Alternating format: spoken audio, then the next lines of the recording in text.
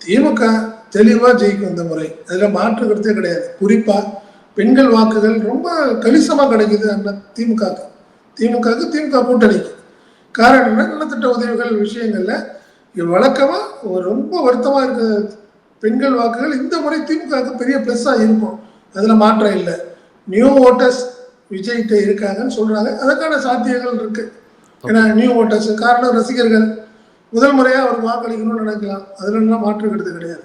ஆனா ஒரு விஷயத்த நம்ம ஏத்துக்கலாம், சீமான் அண்ட் விஜய் ஜெயிக்கிறதுக்கு வாய்ப்பே இல்லை. ரெண்டு பேருக்குமே ஒரு சீட்டு கூட வராது, அதுல மாற்றம் இல்லை. ஆனால் திமுக வாக்குகள் திமுகவுக்கு தான் இருக்கும். ஆனா அண்ணா திமுக வாக்குகள் இந்த முறை கண்டிப்பா பிரியும். காரணம், எடப்பாடி ஒரு கவர்ச்சிகரமான தலைவர் கிடையாது. அவருடைய தலைமை ஒரு ரொம்ப ஸ்ட்ராங்கான ஜெயலலிதா மாதிரி, எம்ஜிஆர் மாதிரி ஒரு ஈர்ப்பு கொண்ட தலைவர் கிடையாது. ஆமா ஆமா ஆமா, நீங்க கவர்ச்சியான தலைவர் இல்லை. அதனால அதிமுக வாக்குகள் தான் பாதிக்குமே ஒழிய திமுக வாக்குகள் பாதிக்க இருக்க வாய்ப்பு இல்லை.